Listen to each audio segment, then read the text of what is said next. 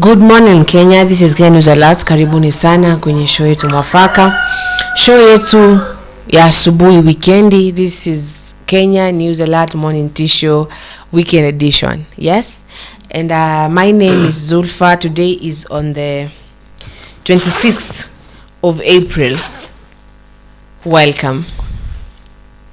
Okay, as we continue now, waombeni pale kwenye screen with is a number. Please do use that number to communicate to us. Tell us how you're feeling, tell us where you're from, tell us nice things. Yes, but karibuni either way. Karibuni mimi nipo tu. You know, I don't know if you people know that nini, that thing where the lady says mimi nipo tu.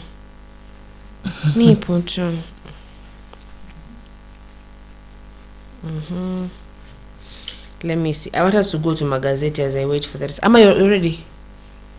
Okay, thank you. Okay. Naona nimemaliziwa. Nimeshughulikiwa nikamaliziwa. Okay, good morning my fellow people in the studio, and good morning to our most important people, the people who are watching, the people who are typing, the people who are just there watching, the people who have left what they are doing or they are doing while watching, while listening. Welcome to the show this morning. We love you, we respect you, and we appreciate having you right here now. We are starting the show now up to 6 in the evening. Stay tuned every time and every day. Karibuni sana kwa Kenya News Alert TV. Tukae ndani hadi tamati. My name is Tilda. Okay. You're welcome, yes? Yeah. So, tuende kwenye taifa leo. Sijui kama uko kwenye taifa leo. So kuna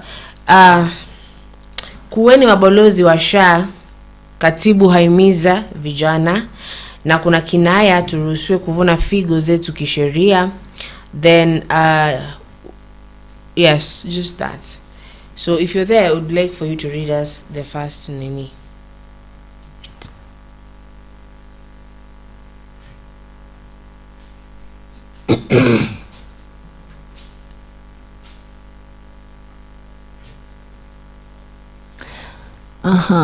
Katibu wa Wizara ya Afya Raymond Omolo amewahimiza vijana kujisajili na Mamlaka ya Afya ya Jamii SHA na kuipigia debe katika jamii zao. Kulingana naye, SHA ni kielekezo bora kuhusu jinsi sera ya kibunifu zinazoweza kusuluhisha changamoto zinazokabili taifa na ulimwengu kwa jumla. Alisema mamlaka hiyo ni moja katika ya miradi kabambe ya serikali inayodhamiriwa kufanikisha mabadiliko zaidi, na imedaiwa kwa namna ya kumwezesha kila Mkenya kupata huduma bora za afya pasipo kusambaratika kifedha.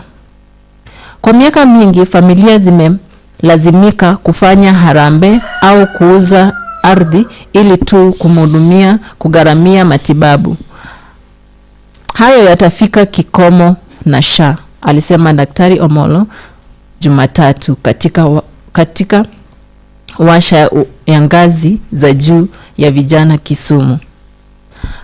Kama una mapato, unachangia kiasi kidogo. Kama hauna, serikali inaingilia kati. Ni rahisi hivyo. Kando na kutoa bima ya huduma za afya, Daktari Omolo alisema SHA itawezesha vile kuunda nafasi za kazi katika sekta ya afya, ikiwemo huduma ya afya kwa jamii, matibabu kupitia simu, afya ya akili, biashara kuhusu afya bora na ubunifu unaohusu afya kidijitali. Aliwahimiza vijana kujisajili na pia kuwa mabalozi wa vuguvugu la SHA katika jamii zao, akisisitiza kwamba mamlaka hiyo ni zaidi ya kupata matibabu. Ni mkondo unawezesha hadhi kiuchumi na kuwapa vijana nafasi ya kujenga taalumu huku wakilinda maisha, alisema. Okay. But I'm gonna ask you a question here. Do you unaweza kuwa balozi wakati hauelewi? Huwezi kuwa balozi wakati hauelewi chochote ambacho kinachoendelea, ama ujui ama hata utambui. Yeah? Like, you know, you could be balozi wa Kenya News Alert because you know how Kenya News Alert works. Hata kama hujui sana, unaielewa a certain way. Yeah. So I when they say tukue mabalozi wa SHA and you go to the hospital and you cannot even use the SHA, inakuwa tricky. Si ndio? Yeah.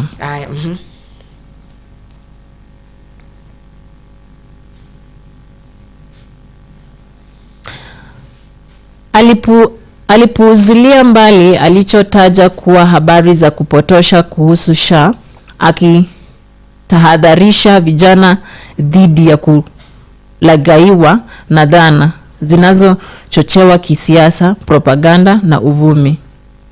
Amini vituo rasmi, ulizeni maswali, shirikisha, lakini usiruhusu uongo ukunyime maendeleo.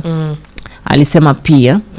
Alisifu ubunifu, uwezo na ustahimilifu wa vijana wa Kenya, lakini akasisitiza ni sharti wajikakamue ili wapige hatua. Tuna kizazi cha watu wachanga wenye maono, lakini ahadi hiyo ni sharti iambatane na nidhamu, ukakamavu na ujasiri. Kuwa mchango sio sababu, ni manufaa. Yatumie kwa busara. Shughuli zina anayeziunga mkono na wakati wa kusonga mbele. Kuhusu uongozi, Daktari Omoro alifafanua kinachohitajika zaidi ni kusuluhisha matatizo badala ya siasa na kushikilia tu afisi za umma. Ni kuhusu kuanzisha biashara ya afya, kilimo biashara, kuendesha sako ya bodaboda au kuwapa mwongozo wenzenu. Kuna njia nyingi za kuongoza Kenya, na Kenya inazihitaji zote. Alisema barabara kuu ya kidijitali na nyumba za bei nafuu, kando na kuwa mipango ya maendeleo, ina umuhimu zaidi kwa kuunda ajira, akihimiza vijana kuambatisha ujuzi wao na miradi ya kitaifa inayopatiwa kipaumbele. Inahusu kukabiliana ana kwa ana na ukosefu wa ajira, sio tu kusambaza interneti na makazi. Washa hiyo ilete pamoja makundi ya vijana, wafanya biashara na mashinani, viongozi wa jamii na wasimamizi kutoka Kisumu. Katibu alitoa ufadhili wa 1,500, matatu pikipiki 10, tuktuk 5, huku akisisitiza kwamba serikali imejitolea kuunga mkono miradi ya vijana na wanawake mashinani kupitia ufadhili na kuamrisha kiuchumi. Alisema badala ya kuangazia tu malengo ya kitaifa, mtindo wa uongozi wake Rais William Ruto unapatia kipaumbele vijana na kuboresha maisha mashinani kupitia mpango wa maendeleo kutoka mashinani beta. Alitaja nyumba za bei nafuu, kiteknolojia ya dijitali, mikakati ya kudhibiti mabadiliko ya hali ya anga, kilimo na MSME kuwa mipango inayoendeshwa na serikali inayolenga vijana. Sekta hizi zimeteuliwa kwa makini kwa sababu zina ashiria nyanja muhimu ambazo hazitatumiwa kikamilifu nchini.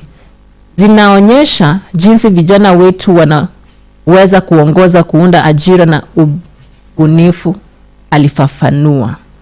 Serikali inatekeleza wajibu wake kwa kuunda miundo msingi, kuongeza ufadhili, kuzindua tasnia za kidijitali na kuondoa vikwazo, lakini sasa tunahitaji nguvu za vijana, tunahitaji maarifa, ujuzi na ari yenu.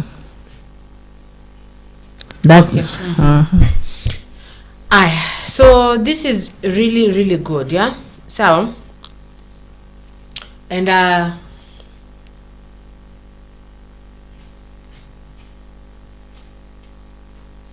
would you help me with that? Just a moment.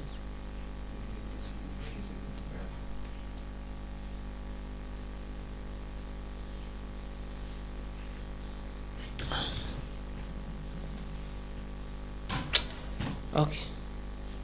I'm trying to see if I can link that. Now, mambo ya sharing to me, it becomes tricky for a moment, sawa? Because I don't know how this person wants us to really support this thing wakati it is just the way it is. Sawa? Like unaenda osi, mkumba ule msijui MCA, incoming MCA wakamkuywa. The first time they came, it was really like, oh, inafanya. Until that moment we're like, okay, let us go, and if we go to any hospital here in Kitengela and we find that they're using SHA, then I'm gonna give you a certain amount of money. Sawa? And then tunapata hakuna, yeye mwenyewe ndo anafanya research peke yake anapata hakuna pia. Sawa? So basically if ikishashughulikiwa na tuone iko sawa, basi then by then now we can start saying let us be ambassadors for SHA. Si ndio? Yeah. Aya, twende kwenye the next thing. Sawa? Ni wandani wa Lissu wanyakwa wakienda kotini kusikiliza kesi. Sawa? So that, just a moment.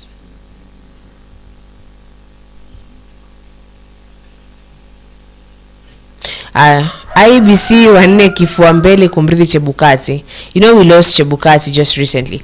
So mchakato wa kuajiri wenyekiti wapya wa tume huru ya uchaguzi mpaka IBC umeripotiwa kufikia hatua ya mwisho, wagombea wanne wakiwa kifua mbele, huku kamati ya uteuzi ikimbizana na muda hili kukamilisha mchakato kwa wakati. Vyanzo kadhaa ndani ya kamati ya uteuzi ya IBC inayosaka mwenyekiti na makamishna wa tume ya uchaguzi viliambia Taifa Leo kwamba bwana Erastus Anyang Ethekon Trukana, bwana Abdukadir Lorot Ramathan Baringo, Bian Amadi Omabey and bwana Charles Nyachae Kisii ndio wanaongoza katika wagombea 11 waliohojiwa kwa wadhifa wa mwenyekiti. Wagombea hawa wanne waliongoza katika mahojiano ya wadhifa wa mwenyekiti wa IBC kutoka kwa jumla ya watu 11 tuliowahoji. Bila shaka tutachagua majina mawili katika ya hawa wanne wa kuyawasilisha kwa rais, ambaye atateua mmoja kisha atawasilisha jina hilo kwa bunge la kitaifa. Now the question, this is one of the people, sawa? So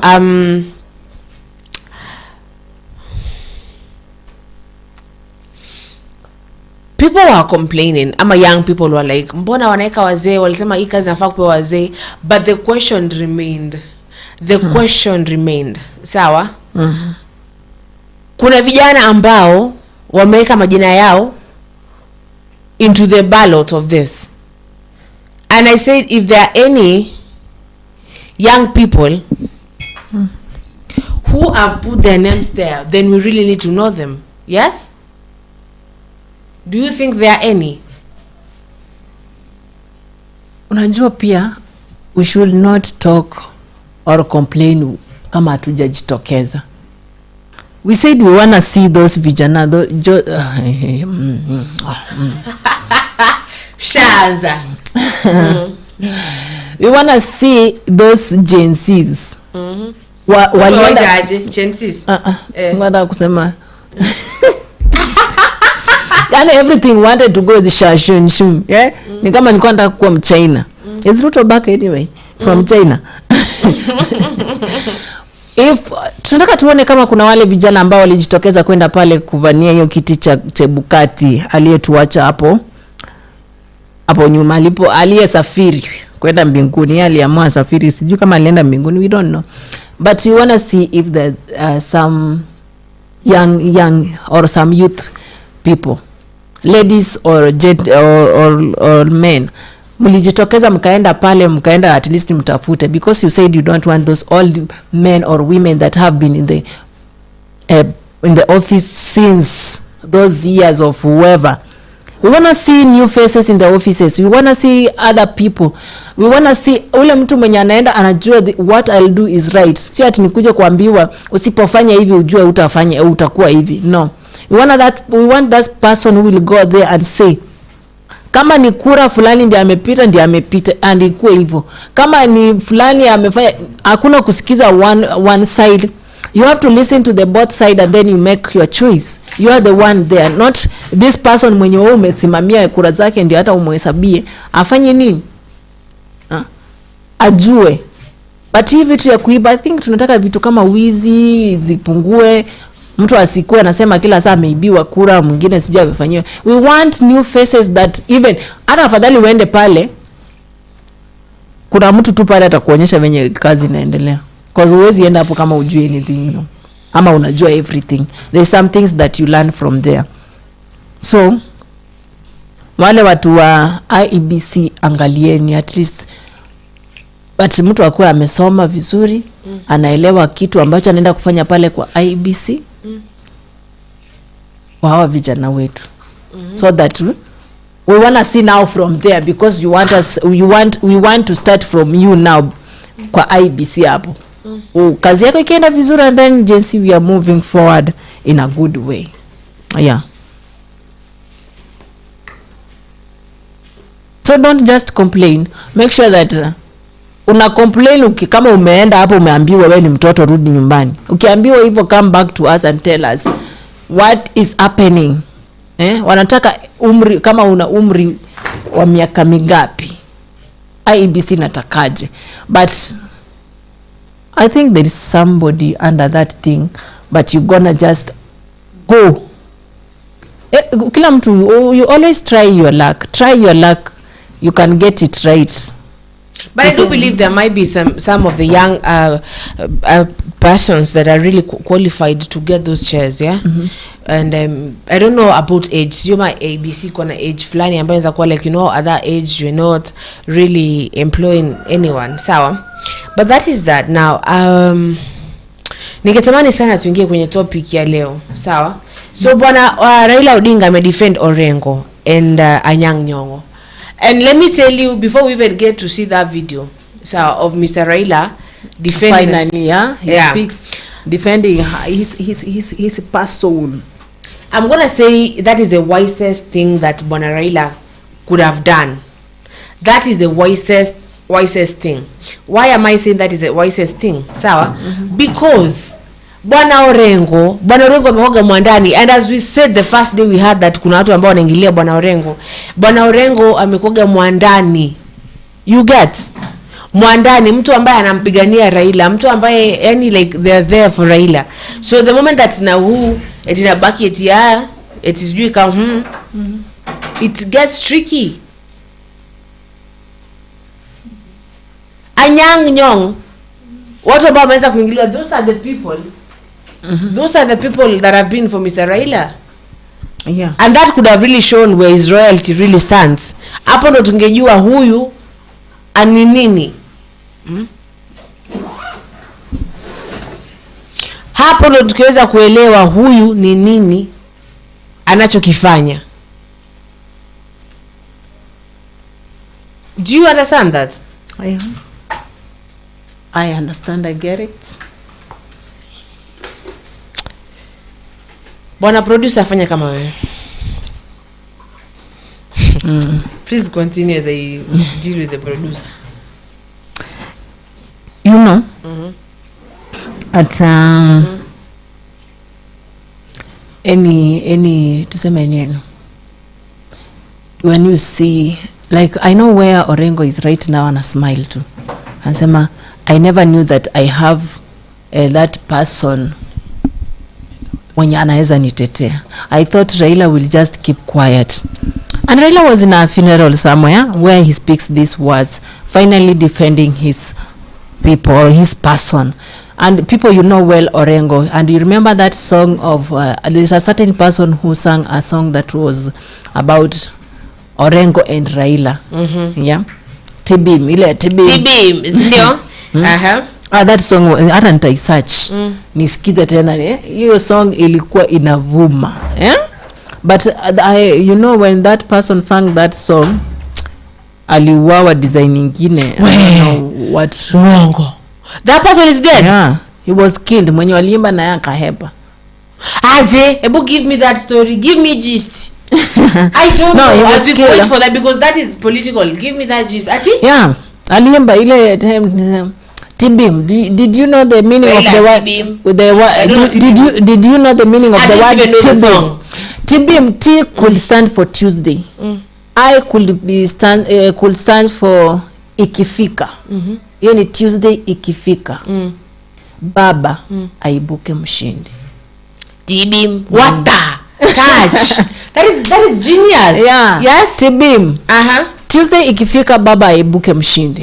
There where the name word baba came from now. Orengo was in that.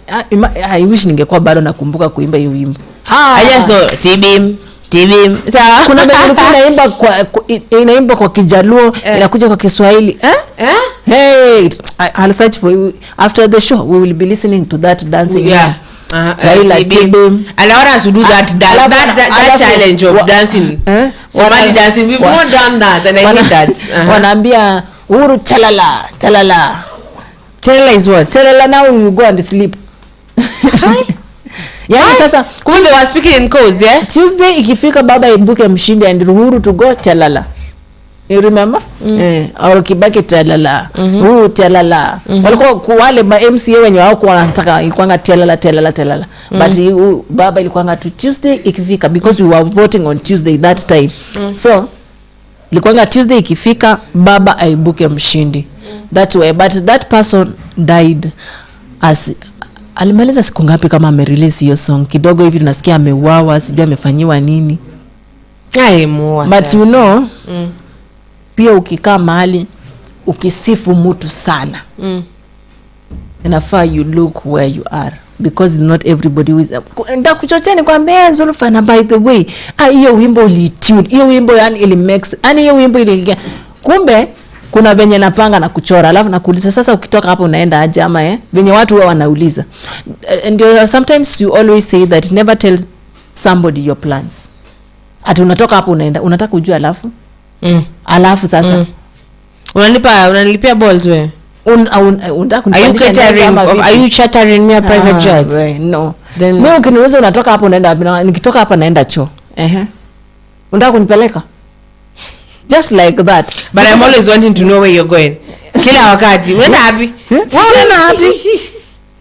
Just in case we go in a place we should go as to. So, Zulfa unaenda wapi? Mimi unajua sasa huyu. Sinaenda nini? Lu gani kudu? Nani mwenye unauliza vizuri? Ati kudu? My friend, what do people go to do? There are different things that someone can do. So guys, when you are when you are talking about a politician, you know this is a house of politics and we talk politics and deaths zinakujanga mostly kwa politics. Zinapatikana where politics is kuna deaths. I don't know why. Na sijui nani aliweka hiyo kitu cause nimekaa chini hivi kama like yesterday at night when I finished reading my Bible and praying up, I just sat and started asking myself why watu tukipiga kura ama watu campaign people always die kabisa. Yeah, there's a lot of bloodshed. Nini huwa ina happen? But people die a lot. Ama like you must appease the land. Hiyo miaka 2 ya election I don't know. You know actually watu wanakufa, watu wanamwaga damu, watu wanapotea. So you wonder what's happening time of election. Nini huwa ina happen? Sacrifice gani huwa inapeanwa? But then I used to ask, I asked myself, nikauliza God, nataka tu nifunulie hii kitu. Nini huwa ina happen mostly time ya elections, time ya campaigns. Time elections tumesha apisha president, lakini kuna bado maandamano. Why? Lazima. Mbona tu ni lazima? Why can't you change our country? Why can't you make Kenya to be just, when mtu kama ameshinda, let the other one accept and we move on? Unajua this like maandamano, this like kubishana, it takes a lot of things, inarudisha vitu mingi sana chini. We waste a lot of time kwa barabara, we are pigaring kelele outside there, and that time we should be at work working. Kazi imestop at your uko kwa maandamano. Mwingine anakufa pale, mwingine anashutiwa hapa, mwingine tear gas imemwingia ako na hazma ameendea hapo, mwingine sijui amekimbia amejigonga mguu imevunjika, mwingine unatoka mahali wewe ni kiwete, unatoka mahali wewe yani unakaa sijui. Nilienda maandamano. I told you I went to maandamano. When I went back home, my grandmother asked me, ulitoka hapa umevaa uko smart? Mimi nikafikiria ni kama hata unaenda kutafuta job. Unaenda kuandamana hivi ndio unakata ngutoke tu hapa asubuhi. Nilirudi 6 na 6 ndio maandamano ilikuwa imebamba, hata sasa utaki kwenda nyumbani asubuhi. Maandamano bado inaitana ikielekea hapo sasa jioni ndio sijui inakuanga watu ndio wanakuanga sasa wameamka, inabamba sasa, inakuwa wimbo unaimba, unatia gas zimeongezeka na. But I was asked, is this, unarudi umechafuka? Si ati uko msafi, umechafuka vizuri. Wewe ulitoka tu hapa uende tu ufanye maandamano na ungekufia huko. That is what the first thing my grandmother asked me. Na ungekufia huko ungedu ama ungetuambia aje ama tungejua aje? How could we know that ati umekufa ama umegongwa na bunduki ama how? Zulfa is disturbing me with this font of hers. No, I thought that was better. Mine is better. The percentage. Yes. Mine it's too low. Okay, so I don't know where the producer is, but anaombeni pale nyumba. Can people see me? People cannot see you because the camera is on me. The producer is still going applying for makeup. I'm like, why you applying makeup, bro? Sindio? And you're not appearing. Nimefurahi sana kumwona Bwana Raila Odinga amejitokeza kumtetea, because this, as I've said, this Rwandani wake. Hawa ni watu ambao wamekuwa wamesimama na yeye tangu. And if you couldn't have, let me tell you, hapa ndo tunge draw battle lines. Hapa ndo tunge draw battle lines. Hapa ndo tungejua what is what. Hapa ndo tungejua who is who. Because if kama tungesema kama Raila yenyewe hawezi kumtetea Orengo, hawezi kumtetea Nyong'O. We said that Orengo went to court when those votes weren't really valuable to validate the votes. Akaenda amekuwa lawyer. And now when people are coming for nini alafu wanamwingilia Orengo and you don't do anything about it, let me tell you, it could have been just bad. It could have been bad. It could have broke everybody's hearts. Na kama imefika place akaamka na akaongea, that one enyewe sawa. Lakini unajua let me tell you, there are some things that like if I can never stand up to defend you, then we're not friends. Yeah. Kama sisi simama hapa hivi tida nikuja nipate maybe kidogo sio yule na kuongelea ama just things ziko tu vile kama nimekupata kwa shida. I don't know if you've ever seen that video of Mamito and another friend of hers. Anatoka huko juu anakuja anapata beshtaka na chapo. Anaingililia tu na ajui. Then after video anamuuliza by the nini mko amebishania. Because that is what you do. And Orengo is a activist, human activist, yeah? Yeah. Has fought for Raila. So many times. There are people who have dedicated their careers for. No, yani how yaoni when you die I die. Yes, let me give you an example. So, my brother, my big brother, so I can say when it comes to acting, so he was the first person to be like, we are gonna go and do what it takes.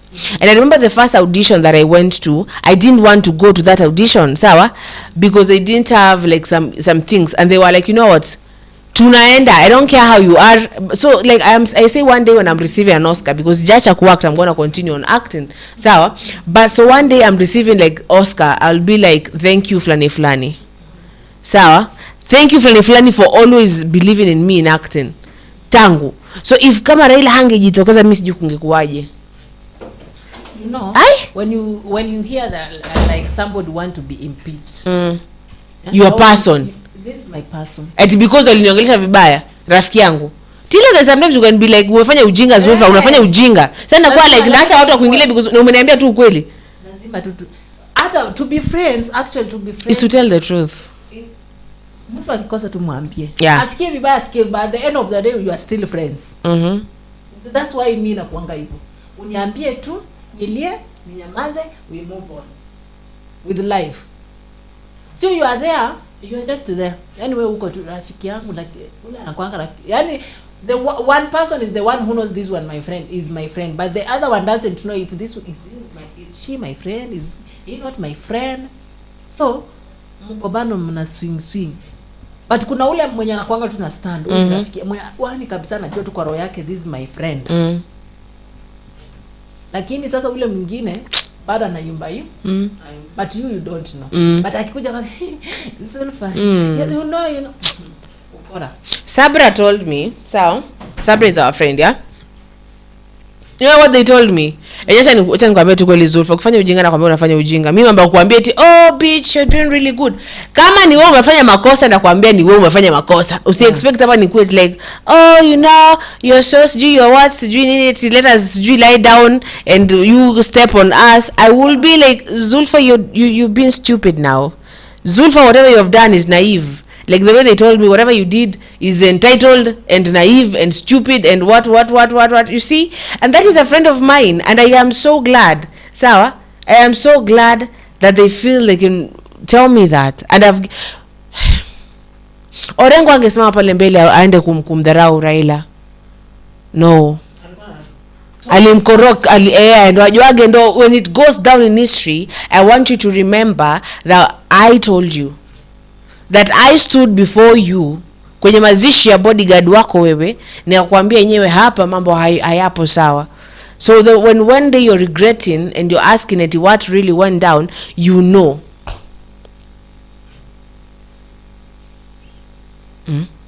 Orengo. The one and the only. But how do you feel about it? Before natusikize your video. I feel good. I feel even taking that place of smiling for Orengo, because Orengo are now you feel you are respected by your friend, huh? And rafiki yako anakupenda sana na pia anakuheshimu. That's the respect. That's now the respect that your friend has on you. And you have to appreciate on it, because amesema vizuri, hakuna makosa umefanya, hakuna, sioni hata nikiangalia ni Google, there is nothing, literally nothing you've done. This person is okay. This person, I want to see those people say Orengo usipo nini tutakuletea vita kwa now what are you going to say? What are you going to say? What are you going to stand and say? Those people are young people in politics, actually. Yeah. Those are very young people in politics. And them standing up and starting to command Orengo, ni shame on you. Shame on you people, you're so young in this. Unasema jenza kwambia I'm going to take that fight to your place. Umempata hapo Orengo. Unajua you had that thing where walikuwa wanasema aliweza kufukuzwa tangu akue form 1 alliance. So nadhani sasa hizo unataka kumshtua na kumfukuza. Hata ashtuki, atakwambia nitaenda tu lakini bado utaniona tu hapa. Suspension ya 2 weeks. Tutamwona soon. Anamaliza hizo 2 weeks tena anakuja walking majestically, coming up, doing the punishment, finishing as fast as he can, back to class, back to normal life. Alafu, let me tell you, back in high school, sawa. So you see how now you go into school and now we went outside with the bus. We weren't supposed to go outside because it was a symposium and it is not allowed for someone who's tulikuwa form 1 na tukaenda because we had form 4 friends. They were like ingieni, tukaingia kwa booths 4 of us, sawa. And let me tell you, all 4 of us are just working in media now, sawa. So we get, kumbe mali tumeingia venye basi ilienda kupakiwa kwa boots, ikapakiwa ikiangalia tent, mali watu wanaangalia bus. Yeah, Rezi Shuka. But now the principal got to know walienda. So they were like, oh, so the principal was like, to pay suspension. Ukiwa from one, utakubali suspension. And I knew my mom would just like, they would just kill me. Like literally na jipeleke stage. Sawa, akwe like ni mimi nimemada. Now, so do you know what happens? The principal is like, mbona mlitoka na basi mmoja mfeki kutoka, tuko like, unajua tumemiss kukua kwa basi. They were like, oh, ni basi mmemiss, mtakuwa mnatembea na hiyo basi. Basi ikitoka kama ni saa 9 mko mmeshatoka nayo for 3 weeks. Na kumbuka kuna na mkienda mnakaa ndani ya booth. Hakuna si mko mnataka kutoka na basi. I remember we went to a certain chat there. Na tulikuwa tu hapo, but the driver was good, alituletea chapo kwa ndani kwa booth. 4 of us. So right now mtu hizi nitishia kuhusu vitu kama hizo. Like what? I've been there, did that. Sawa? So Orengo amekuaga hapa. Now you know, like Tilda, kuna venye right now when I go to work with Lulu Hassan, I will love to like be like, you know, because this is a giant in this. Yeah. I need to be there. Even if they step on me, I'll be like, just step on me. Okay, I will not accept disrespect, but I will be like, niambie. Hapa kunaendaga aje? Yani mali umefika. Mimi utaka sana. Like right now naweza taka nikutane na wale watu wa huko citizen, watu wenye wamekaa huko au wameishi huko this all years. Nikae tu nao wakina. I would like to meet Jeff Koinange. Yes. That is my person. Yes. Yani niende tu nikae na yeye muulize. Umsikize. Alafu nimwambia I just want you to yani unifunze tu, unaona, you see that your English yenye inaenda tu na hiyo decent tu na kuanga nayo in the studio. That's what I want. Yani unaona venye huwa anachukuliwa tu kamera akijiprepare. Ndio huyo sasa anakuja studio, anachukua jacket yake mpaka amewekewa that thing ya kuhang pale. Anakuja anatengeneza trouser yake vizuri, anajitengeneza yani ni preparation tu. Anaingia studio, anatengeneza kiti yake, and then anaanza kualert what is coming. Jeff Koinange. That is the best. Jeff Koinange, live with Jeff Koinange. So basically these people should have been humbled. There's this song I'm to friends about be humble, sit down. Hiyo kama hoga high school ikitokezea, sawa. So basically these people should sit down and be humble and listen to Orengo. Sawa, hakufanya tu mambo kiolela. Mkitu anafanya tu mambo kiolela. Anajua anachokifanya. So ndio. Sasa nitamwomba bwana producer, sikia producer atuwekee hiyo video tuweze kumsikiza bwana Raila, tujue aliwa defend waje wale watu wake. Tashukuru sana.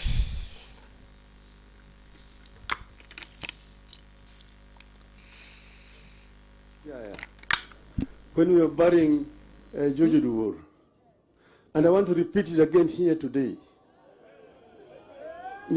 Niseme kwa lugha ya Kiswahili. Nilisema kwamba sisi tuko demokrasia. Na demokrasia kila mtu akona haki ya kuongea. Sama ya ODM tuliamua kwamba sisi tutakuwa na uhusiano.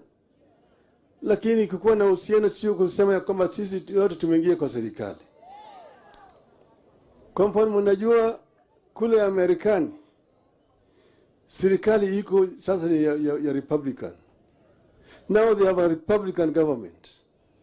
But they used to have a Democratic government under Mr. Biden. Biden had some ministers who are members of the Republican Party, respect to the fact that that was a Democratic administration.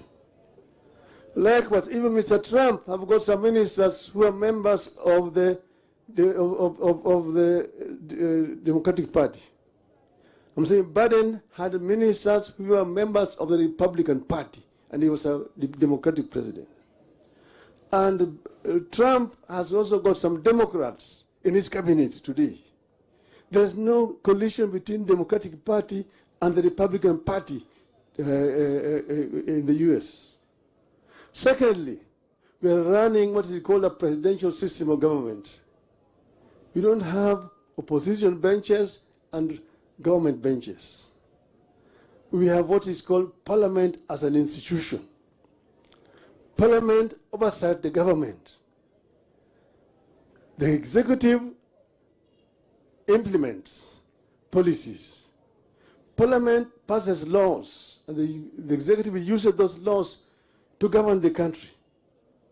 And then the judiciary, which interprets the laws. So there's really no collusion between ODM, no collusion between ODM and UDA. But it is an arrangement which is based on an MOU which was signed between us, and it was on open daylight. And there are very clear points in that MOU, 10 of them. And they're very explicit indeed. That's the reason why I don't see why people are bickering. When Mr. James Orengo talks, he's talking on the basis of an MOU between ODM and UDA. Orengo has not committed any crime. He has got a democratic right to say what you're saying.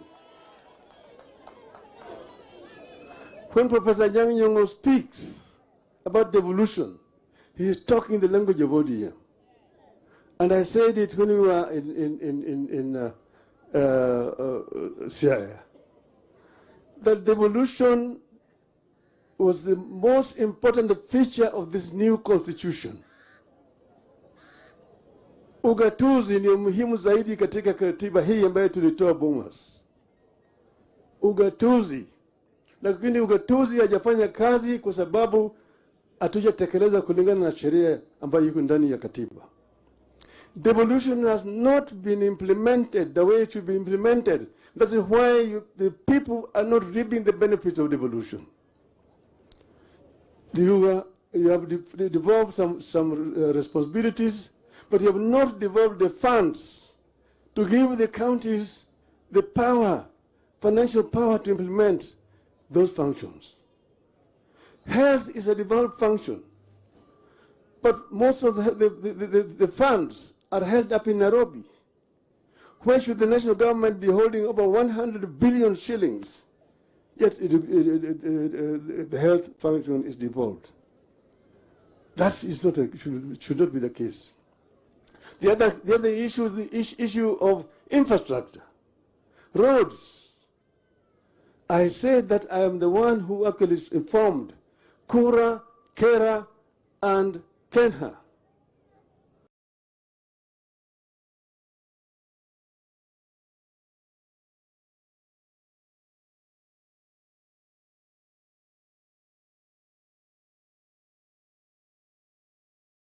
So you've heard what Raila has said, yeah?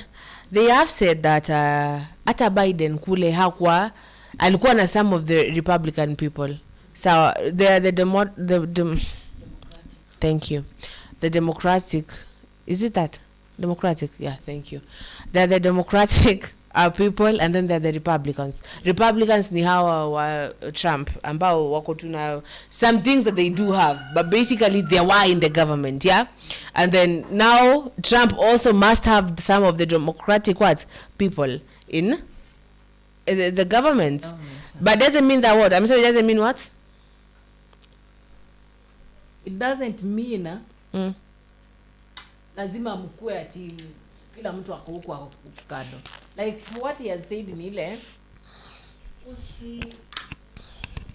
yeye kuingia kwa serikali si ati chama chote kimeingia. And which is so Orengo is okay. Akisema yeye hafeel kutaka, yes. Hataki. And that's what I wanted, guys. What I wanted is, as I said it, Raila peke yake ndiye kwa serikali. Chama akiko, hata mwenyewe pia ameconfirm. Si ati chama kimeingia kwa serikali. It's not. Ni yeye ako huko. Lakini sasa hajanijibu kitu moja. Anadu. Hiyo ndiye hajanijibu. Anadu. You know, like having a person who is coming to just stand for you and stand with you say something that can make you just happy for once. Yaani unaona mtu hata kama amefanya any time nimekuanga happy ama every time nimekuwa happy. Lakini this one is more. This one he has just done more for me. Because I never knew that Raila can come. Mimi hata sikuwa nafikiria by the way. Raila anaweza kuja abonge Orengo. Awatetee, si ndio? Yaani from nowhere to aseme it's okay. Tena anasema vizuri he has not committed any crime. What gonna you say now? So maybe I think he should have said, then these people should apologize to Orengo for speaking the way they spoke. They spoke out of term. They spoke vibaya na sikupendezwa. At you go with the draw. Withdraws. No. Yeah. He was unfazed. We're going to use that word that you used for Ruto. He was unfazed na hiyo shughuli yote like Tani nekenani. Do you know who I am here? Yeah. Do you know when you're like really married ushatolewa mahari huko, you will not fight with Gashugwa. You'll be like, I remember this one lady said, I walked. Sawa, sikia kidogo. This woman said, I walked so you can run. So basically Orengo walked ndio nyinyi mkimbie. Aje, yani mpate hii barabara nishaifyeka, mnaweza ikimbilia. Mimi ilikuwa mabonde nikikuja. So nilikuwa natembea nikifyeka nikitengeneza pole pole. Ndio nyinyi mkikuja mnaweza tukimbia mfiki. So ukikuja hapa tuweza kuwa leketi sijui anga. Wewe shika adabu zako. You know, we've like me I won't brag and say I know a lot about Orengo, but the little I know he deserves. It's not perfect, but I know he deserves his respect. Mali flowers nafaa kupeanwa, flowers zipeanwe. Yes. Wacha kukazia flowers zipeanwe where they're supposed to be. And it is a shame that he could see such young people. Hata mngemu approach na grace. Eti mngejifanya mtaka kuimpress baba. Unajua sisi tulienda hapo sababu ya baba, tukamwambia Orengo withdraw, alafu baba mwenyewe anakuja anasema it's okay. Because nyamaza. Not committed any crime to get impeached. That's nice. That's so good. He cannot be impeached. He's still there until the end of the years that he has been given on earth. Amna bahati. Those leaders who are speaking there, now you are the ones to go and withdraw. That's what I can tell you. You're the ones to go na kwanza kuna ule mwenye aliongea kiwa na uchungu kama Orengo alimchokoza yeye. That leader who spoke and said that Orengo, we are very disappointed in you. You go and withdraw to Baba. You are where? Mr. Man. Now you can see where Orengo belongs. You are just a nothing. You're just a nothing now there. Because Raila finally alikuwa kwa mazishi ya mtu hapo. He finally stood up and say that Orengo is okay. Orengo has not committed any crime. Orengo was right to say whatever he wants to say because he has a freedom of speaking. We don't say he doesn't have a freedom of speaking other leaders, but Orengo alikuwa na freedom ya kuspeak whatever he spoke there, wherever he was. And he knew what he was talking about. And he knew who he was addressing. Do you get that? Yeah. Tilda, there's this friend of mine, sawa? We were in a certain set somewhere, sawa? In East Africa. And then tukiwa kwa hiyo set, akakuja maliniko, sawa? And they were like, Zulfa, sawa? And then this other friend there comes and starts being like, Mama, mwingilia Zulfa hivyo nini. And that girl slapped the other girl. Sawa, and they were like, so that nimekuja kumwongelesha hivyo bure. It was a certain set. I should have been romantic, but I wasn't just doing it. So she was like, alibonga tu shit nyingi. Sawa, but now we were friends. Una get like that is the thing. Like I usually go to her sets. She's an artist. Sawa, yeah, naimba. Okay, I haven't for now because of my job and her job. Yeah, amekuwa kitua huku na kule nini. But now me could go to her set and be like, enyewe hata unafanya hapa aje. Sawa. Enyewe fulani. So hata anakuja kwa set yangu, anakuja ananipasha the same because they're trying to get the good, and they're trying to, ni kama sisi kuja uniambia after show uniambie Zulfa sijapenda venye umeshinda ukingoa. Go practice, go sijui nini. Ama sijapenda venye huko na information fulani. Una get? So like then upate ati producer mwenye ametupata hapa juzi anza kwa like sasa usijui kudu hivyo. But we know each other. You're trying to push me to be better. This is Orengo and Raila. Wametoka huko. It's like that friend that you sat down with and you agreed that we're going to do this and you're doing it. So you are, it's like, I'm going to say this again, the goat wife of someone. Anaweza kuja mpe advice. So, in fact, before wewe ubaiwe sukari, goat wife huko amesema fiti. Like I have the lady mwenye huwa anasumbua kila siku na simu. She's not the goat wife? No. Her aunt now. Her aunt is the first wife. And then kuna watatu. Kuna watatu wawili nyuma yake. So this man is very rich. Very, very, very rich. Everybody amemnunulia nyumba yake. Lakini so when he was doing that, huyu mkubwa hakuwa anajua. Akiwaoa. Hakuwa anajua. Lakini sasa au wenye wanakuja nyuma wanajifanya wanaenda wanatafuta kwa namba ya mzee, wanapata namba. Kuna mwenye alifanya kosa. Akapigia goat wife. Akachukua namba ya goat wife akapiga. You never call the goat wife when mjinga aje. Get annoyed. But the husband came, mshughulikia kawaida. Kaambia kuna hii namba imenipigia. Hebu simu yako ni wapi? Basi simu yake akaeka kama yule amenipigia. Akaeka recording na hii ndio maneno amesema ndio usiseme nimetoka kwa mdomo yangu ndio nimesema ndio hii. Akasikia kabisa ni sauti yake. Akajieleza akamwambia wewe ni bibi nimeoa pili bla bla bla. Tukuje akamwambia okay. Enda umwambie Kiblen. Sasa umwambie. Twende hapo. You have to work on it. I don't fight. Enda ushughulike na matakataka yako. Mimi struggle na wewe, nilikuwa napoma nyumba. Nilikuwa lakini sasa wewe enda shughulika na shughuli zako. Mimi sina hiyo time. You know, like right now we are talking that the all wives that are behind her. They listen to her. Mpaka school fees ya mtoto wanapigia goat wife and husband. Let me tell you something. Someone was talking to me and telling me that they have now it's a girl. So she tells me like there's a goat wife in this relationship that I am in. So now I have to listen to the goat wife. Like I have to go please the goat wife ndio akubali mimi nikubalike. Do you get that? And I'm like, why do people want that though? Why do people want that? Sawa, mimi sijui kwa nini watu wanataka hivyo. So basically hawa vinyangarika wengine walikuwa wanaongea vitu fulani. Goat wife amenyamaza huko. Sawa, kwa lakini ongeeni mtajua. Then husband anakuja anasema aje tulieni. Tulieni namjua. Na muacheni. Yeye ndo aliona huyu amekuja sana akamwambia my friend. Ule ndiye anajua mali tumetoka. Yeah. Hii pesa ambayo na wanunulia nyumba ni yeye anajua venye inapatikana. This woman venye au masaidi chigo walikuja akaona wamekuja sana. Unajua alifungia mzee kampuni yenye inamfanya analipia wale nini. And it was shut down. Kampuni ya pombe man. Hai. Hey. So this is what you want to be. This is what you want to be. Alifunga, ilibidi akuje kubeg the goat wife.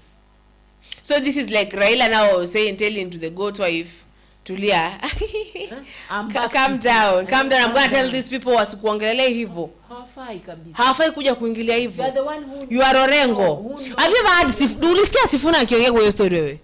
You didn't hear Sifuna talk because anajua.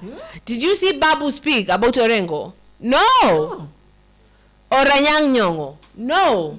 People are just silent. Lakini wengine wenye wanajiita ma leaders kwa vijiji huko. Let me even search for that footage as you continue. Ndio wanakam.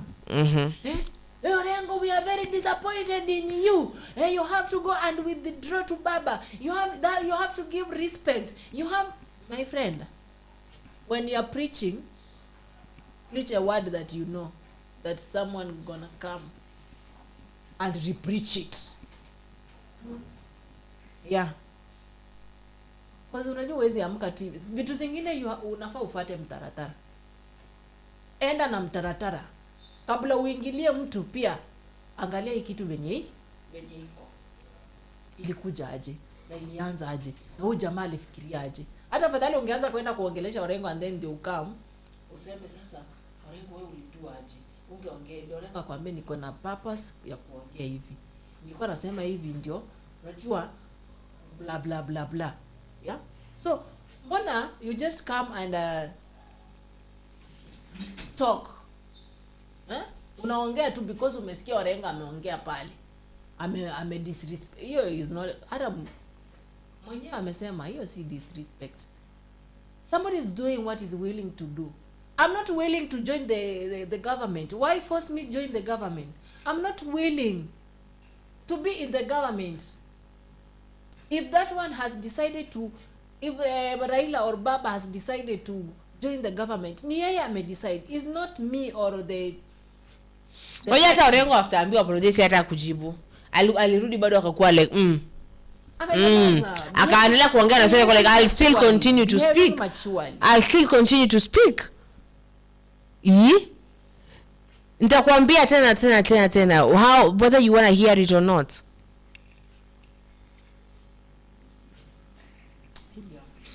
So wacha producer aje kuicheza.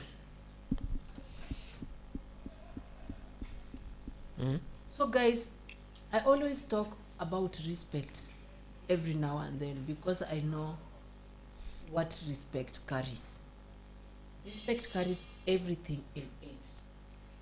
Respect can take you far. Respect can give respect back to you. Ukikuwa na something that we call respect, uache kudharau watu, I think your life will just be okay. Because when you respect me, I respect you back, life imemove. Ukini disrespect, kuna ule mwingine utamdisrespect, haizi kufanyia chochote. It's just there. He doesn't respect you, he doesn't disrespect, it's just there. Na hakuna kitu mbaya kama mtu kukuaktia hivyo. Yaani hakuheshimu, anakuheshimu. Yaani sasa wewe unasha. Sasa anaheshimu ama anaheshimu. Sasa mbona akiongea anaongea tu yani differently.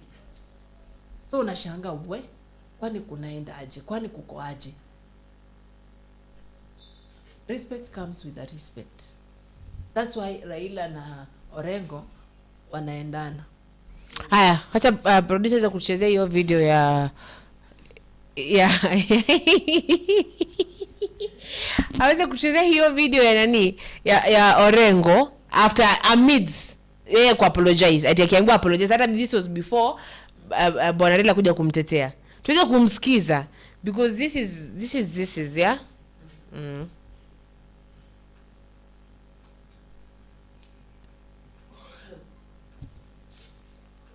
Producer. Leo inaenda tu. I see there's someone there. Let me read the comments. Producer. Yeah. Oh my God, I forgot that I was supposed to be also on Facebook. By the way, we are also still live on Facebook. Yeah. Yeah. Just a moment. Yeah, live. Okay, if there are comments there, read those comments. I'm gonna go on Facebook. Okay. This is our person. Our main person. Main person. Our that person whom you always see every day. But today, ameenda date. Nani?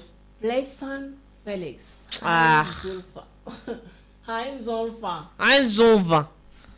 Playson Felix pia anasema hi Tila. Hi fellow, uko aje? Si tuko poa hapa ndani ya studio. I think pia wewe uko poa kabisa. Okay, so on Facebook kuna nani? Kuna Junior Ins the last born.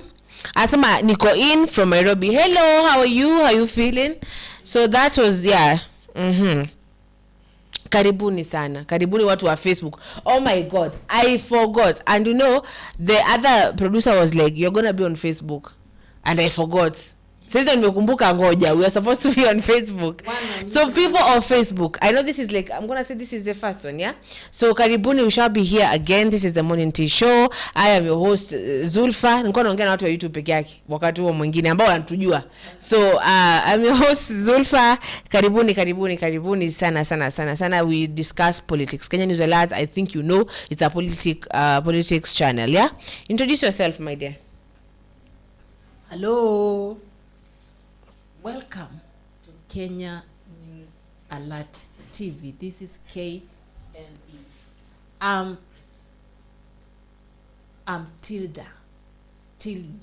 sio trida na sio tilda, tilda. That H you put it. Welcome to this show. We are here every day from Monday to Saturday. Sunday we go to church. We go pray, we go praise God, we go tell God thank you for the week, for the everything. Welcome for those people who are new, for those people who are joining now on Facebook. Welcome every time you need. You are free to chat with us, you are free to comment anything you want. This is a home or a house of politics. This is where you open your heart and tell us what is happening and how you feel in everything that we are saying or in anything that is happening in our country. You know, Kenya is our motherland and we love Kenya so much. That's why we talk about government a lot of times. Stay tuned mpaka saa 12 ya jioni. Karibuni sana, tuwapenda sana, tuwaenzi sana sisi wana KNA. Okay. So we were talking about Orengo and I'm waiting for the producer to play that video. Okay, thank you.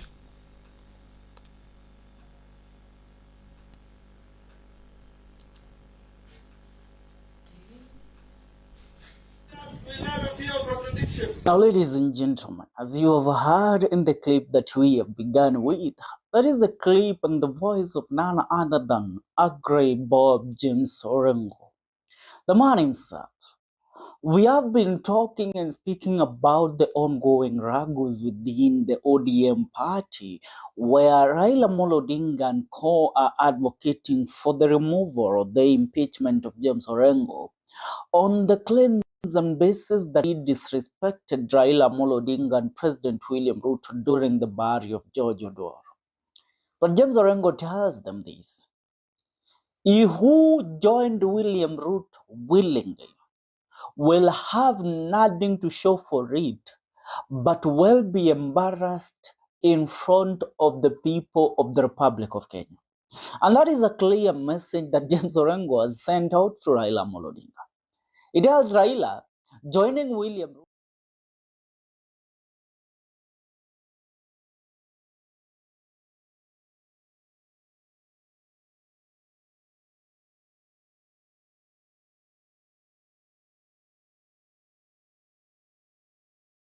Oh, sorry guys.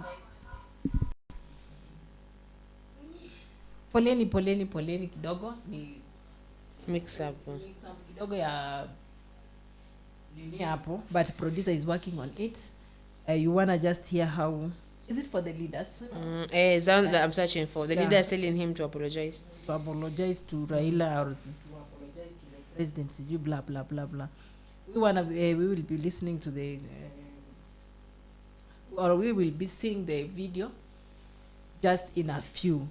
So those guys who are coming in, who are joining in now, my name is Tilda and my host is Sulfa.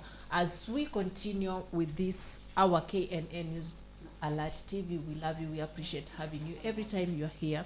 Join us and comment, like, share, subscribe to the channel as every day or as much as you can. Tell your friend to tell her friend of his friend of a friend of their friends to join Kenya News Alert TV so that we can help each other. Hapa ni kusaidiana na kuchambua maneno yanayotupa kizungumkuti kwenye serikali yetu, maneno ambayo yanafanya watu wanajiuliza maswali sana. What is happening in the government? What makes you want to know why these leaders would speak? I want you to listen to these leaders as these leaders address nini hivo. Sawa, as they address ndoje Orengo, tuwasikize sababu we did listen to them, but this is just a repetition kidogo tu usikie how they were really out of order and out of line. Yes. So yeah. Okay, continue. So guys, tukingoja kidogo hivi, you know, machine kuna sometime inakuanga na shida kidogo, so when the producer is working on it, do as we said, as hapo kidogo, you tell us what you feel or what you need. You can even call, tuambie tu wewe unaona serikali yetu iko kiaje. Unaona serikali yetu inastahili kufanya nini kubadilisha vitu ambazo zina ikumba serikali yetu. Utuambie ni nini una feel serikali inafaa kufanya ndio vitu zichange, vitu zikuwe sawa. Utuambie, you just tell us what you feel about the government. If you are okay with the government, that's good for you. If you're not okay with the government, you're gonna just have to tell us again. Just live chat with us. We are here tuned every time. So wangoja tu hapa kila wakati tuongee na tuzungumze pamoja. Mambo ni kusaidiana na kuchambua kila kitu ambacho kinafaa kuchambuliwa hapa kwenye Kenya News Alert TV. We love you guys, we need you, we respect you, we appreciate having you. What do you feel about Orengo being defended by Raila? For me, I feel so nice because unajua boss wako akikuja, ni boss ni rafiki anakuja na kuambia wewe, acha nikuambie sasa mimi nimefika mahali nimefika because because sasa hapa nimefika, nishafika mimi. Raila amemwongelea, amemtetea, na pia mmesikia venye amemwambia, amemwambia hajafanya chochote, hajakosea. But to correct someone is not a crime. To correct your leader, that's why we say that we have to when Ruto does a wrong somewhere, you have to correct him. He's a president, yes, we know he's a president. Anafaa flowers zake venye alipewa akiwa pale China, hizo flowers zake tutampea bado because he has good speeches that he gives out to the people or to the Africa people or to the all world. He's a good person of making speeches.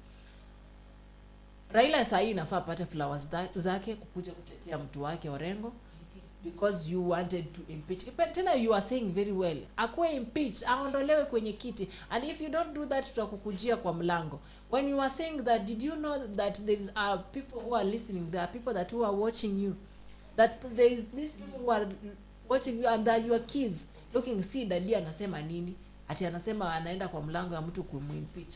You want to impeach somebody and even hata ujui mali hata anapatikana, aujui ni nini anafanya, aujui ni nini amefanya. You don't know, you just because umesikia tu akiongela that address mtu si vibaya. By the way, it depends how you address it. Actually, on that is true.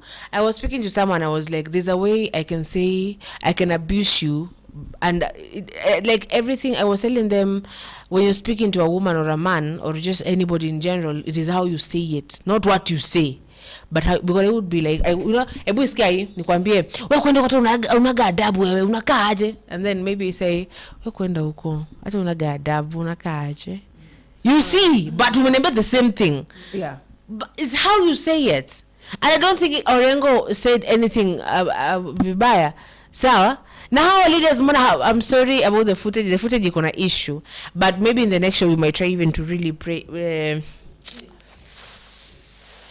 What's your Facebook? Huh? In the next footage we might even try to play it, yeah? But the thing is, we need to respect the people who walked so that we may run. When I saw Mama Mbotela Kiziko, I felt so sad because that is one of the people who fought so that I may be. They walked, they treaded those roads, those very, very, very rough and tough roads, for me to be able to sit down here and talk. So we need to put that respect there. Please, we need to put that respect there. Tafadhalini. You just don't wake up and just pick anything.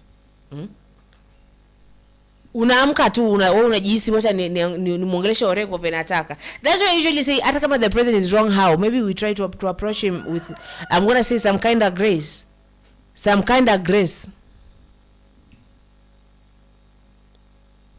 Some kind of grace. You just don't wake up and start shouting blah blah blah. Oh, mpetu ile maua yake yale, because everybody deserves flowers.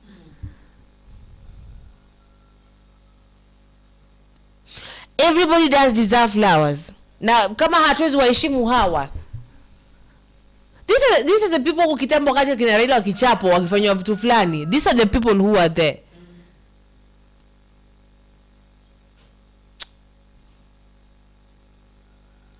Kizunguzungu kimewapata, kizunguzungu kimewapata. Wale leaders by the kizunguzungu kimewapata because where they are right now wamesha ala. Kwani tulikuwa tunasema nini ile tena? Umesikia Raila amesema nini? Umesikia? Na amesema Orengo hajakosa. So that if you are thinking about impeachment, there's no impeachment there. Forget about it and even delete it. Forget it kabisa. Atulikuwa umekaa hapo venye we. I think you saw I wish that video kwa ukaona venye ule leader venye alikuwa na nini? Venye alikuwa ananyosha vidole. Ni kama ungesema Orengo ako hapo mbele yake. Alikuwa ananyosha kidole, yani unaiona kabisa huyu mtu ni kama anaambia Orengo yuko pale. Sasa anamwambia we, you're supposed to be impeached. You're not supposed to be in the office. Why talk to Raila like that? Why talk to the president like that?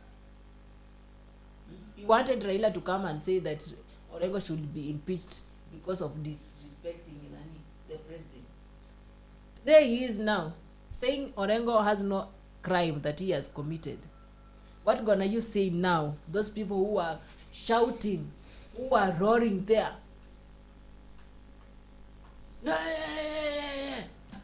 Sauti zipo. Mwachanange na watu wa watu. Ukiona that's why huwa tunasema ati watu wa watu. Mwachane na watu wa watu. Who is watu wa watu? Mwachane na watu wa watu. You can see husband and wife fighting. And you go live unless umeitwa live. Ama unless umeona pale na tena kukiwa ama uone kuna silaha. No, that one. Na tena kukiwa na silaha pia chunga. Usikatwe wewe. Sababu wewe utatoka hapo na alama alafu usiku wao wako kwa blanket moja. But let me, I fear people who sleep in the same blankets. I do fear. I fear. You have to fear. There is that person mwenye anaitwanga Mugo. Kuna kwanga na Mugo Creative. Sana kwambanga if you want peace, if you want ukiona tu bibi na bwana wanazozana. Waache. Manake wewe utaenda pale unasema unaenda kuwasaidia ama unaenda ati wewe ndio utakatwa pua. Unajua pua lako litamaliza miaka ngapi ndio lipone? Like that person who was beat the lip out. Unajua itakuwa miaka ngapi ndio ipone? Na hao tu sekunde ngapi, dakika ngapi, how many hours they are back together. They are laughing. Wewe uko hapo bado unauguza majiraha ya mapua ya mdomo ya maremo. And right, kuna sasa ni kama ni kitu iko. Si kuna mtu aliuma pale at river. Aliuma mdomo, lipi kaanguka. There's another one who was beaten again. A man also. Aliuma tena lipi kaanguka. Ni kama sasa mmeamua these lips that are kissing people zitole. Lips ambazo zilibetray Jesus.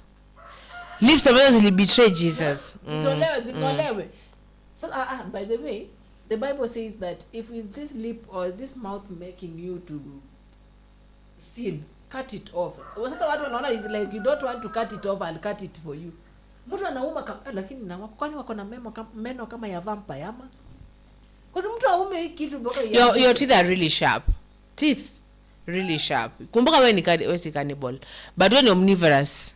Carnivorous. Are we carnivorous or omnivorous? Omnivorous nakula nyasi. Carnivorous nakula nyama. Yeah, we are both though.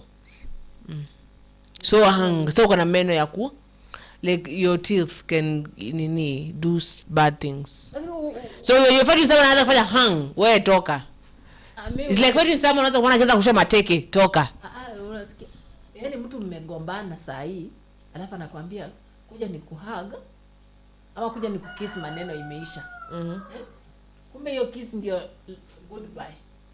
Mtu anashika tu anaitoa yote inatoka. Paka nimesikia goosebumps. No. Ninakwambia achana na watu wa watu. Orengo ni mtu wa nani? Wa Raila. Mwache. Acha Raila deal na yeye mwenyewe. They know where they come from or where they came from. They know by themselves. You don't know where they came from. Wewe unakimbia tu hapo papa nje iko sawa ama you are on the walking race.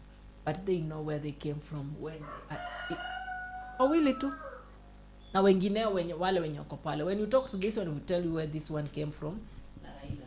When you talk about the other one, we will tell you where they came from. So Baba is the one who knows his people very well. And Baba, I've seen that is that kind of a person who wants to be corrected when he's wrong with the people. Some certain people, certain. Yeah.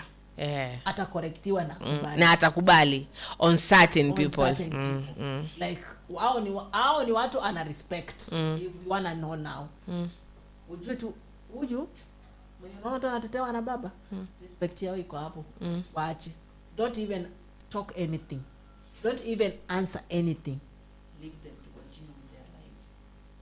Leave them to continue when they are in the same party, in the same way, when they are just good. Ukiingia pale, wasemanga ukiingia kwa vita, wewe utabaki katikati. Ule atatoka aende zake, huyu atoka aende zake, naye unabaki hapo. So unabaki unaangalia east, west, these people have gone. They are there now. Sasa what are you solving? Nothing. Umeacha hapo katikati. Kwa sababu watu watakuja tu vizuri, wakae waongee, wasikilizane, mambo yasonge mbele. And remember, these are politicians. Don't forget they are politicians. And those people who will fight, those people who watarushiana maneno, and those people who will come together again, sit together and eat together in the same dining hall, in the same dining table. Yes. Waka mungu hapo nasema afanye aende aimpichiwe hata siamini kama ni mimi ningekuwa nimeketi pale ati nasema akuwe impeached. Sasa could be shamed. Go apologize. Enda tu kwa ofisi yake tu mpelekee tu kitu. Sawa? Nitakuwa namuona tu inarudi nyumbani naingia kwa kitanda nalala. Unalala man. Wewe kwa enda kunywa uji. Enda kauze uji. Enda kauze uji, but that is really rude. But then inafaa waambiwe hivyo, waenda wakauze uji sokoni. Lakini uji is not bad to sell because it's part of business. If you are being abused by your business, usikasirike.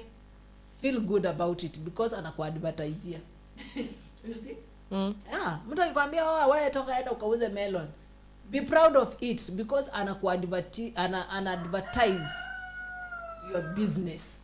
At least utapata customer. Hata akisema hivyo kimbia uende nyumbani ulete hiyo uji uanze kuuza hapo. Atakuwa wakaanza kununua. Atanunua. Tena kwanza huyo unamwambia tumia kikombe ama tumbler.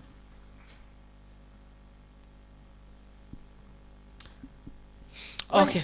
So I'm gonna basically sawa nataka nikupe dakika 5 mzuri za kuongea, but kwanza before nikupe sawa, because you're almost done here, I'm gonna say this. Let us learn to respect the people. I'm gonna keep on saying this baka it really gets in your brain. Yeah, let us learn to respect the people who walked so that we may run. When you think about Dedan Kimathi, those are people who walked so that we may be able to run in the streets right now. When you think of Jomo Kenyatta, those are the people who walked so that we may run. Even they crawled, they were crawling uko, you know. So let us learn to sawa, we say that respect goes both ways. Maybe they do not respect us. Unasikia vile mtu anaongelesha Gen Z, unakaa kama Gen Z unakasirika. Obviously utafeel vibaya kama Gen Z. Lakini what if we try this new thing where we don't repeat okay, people are saying I try not matching energies, but what I can advise is to really match energy. But maybe what if we do not match energy? What if we become a different generation? Yeah, because tumezoeaga kwani ya politicians wameshanga tu kijibizanaga.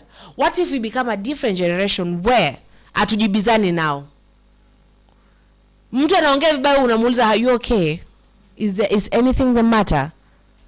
Faruk anatoka anaongea vibaya au Mahalim huyo mtu. Farama anatoka Farama Malim huyo. But we all know who is Malim.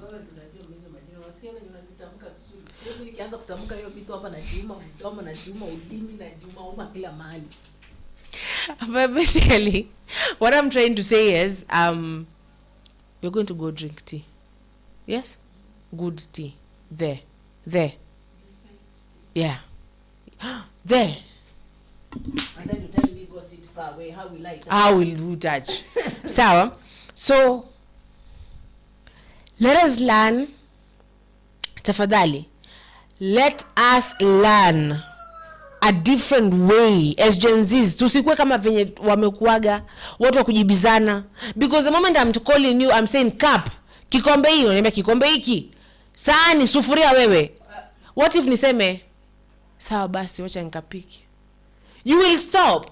So what if we become a generation of difference, like anabonga vibaya sisi tunaongea calmly? It's hard because we're frustrated. It's hard because we're desperate. It's hard because tumejam. But what if we try that though? What if we try to be different? School, yes. Mimi wanapenda kuwa tu msafi. I was so so the first kitu ya kwanza mimi kuwa prefect shule nilikuwa prefect wa jikoni. Unajua pale panataka hygiene but people did not understand. Watu walikuwa wananiambia mtu anakutusi tu hadharani anakuambia wewe kwenda wewe ni mjinga sana. Mwalimu alikuangalia tu hivi akaona unakaa wewe ni mweusi unakaa tu masufuria uende tukae. Aje nikamwambia ni sawa lakini thank you. I woke up early in the morning to come to school. Niende nikaokote nikatafute watu waokote maragwe, waokote mahindi, waeke githeri yenye utakula lunch wewe. Sawa? I'm the one who makes sure that the sufurias they are using, they are clean. Ndio ukule hiyo chakula.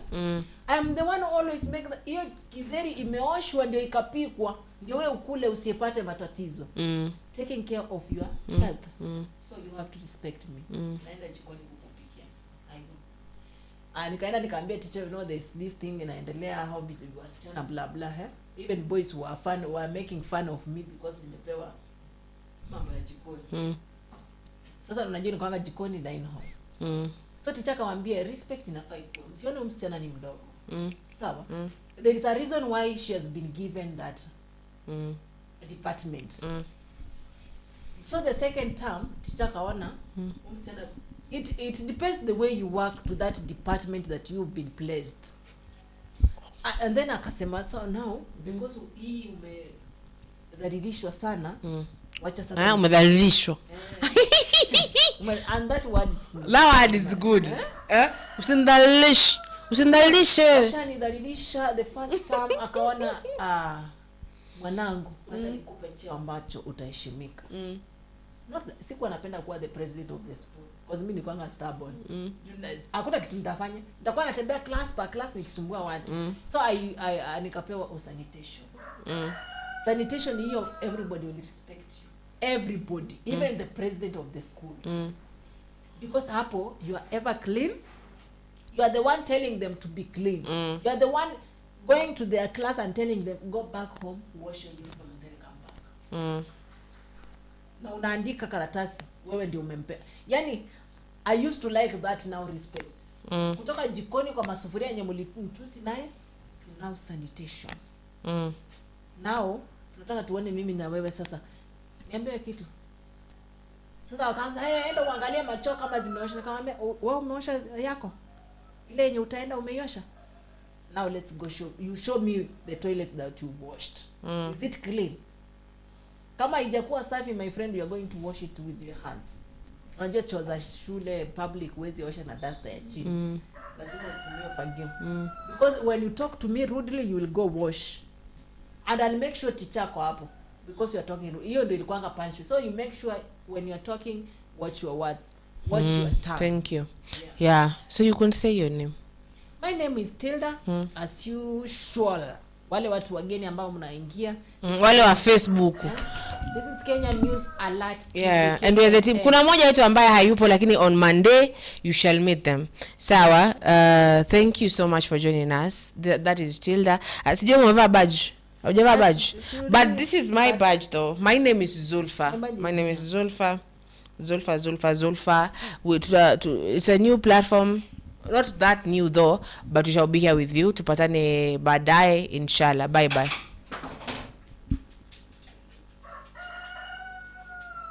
Yes. Greet people as the producer does what they're doing. Wasalimie. I know, I'm gonna just tell them see you when you see us at the next show. We will be here. Ambia rafiki zako kuna umeona Black Beauty pale kwa KNA, umeona Brown Beauty ako pale, mwenye anatuwashia taa ndani ya studio. Ambia watu wakam kama wote, yani waingie tu. You are free to say anything that you want. Pia salamu tunakubali tu, because tunajua wasalamu haizi kosa pale. Salamu pia tunapokea. Pia mazuri tunapokea. And tunapokea kila kitu. Hapa ni kuelimishana about the government. Remember, Kenya is your motherland, is my motherland. Kenya is our country.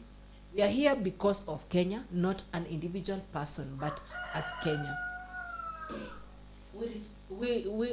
We respect Kenya as our country, and always say that I will live to love Kenya as my country. So guys, see you when you see us another time when we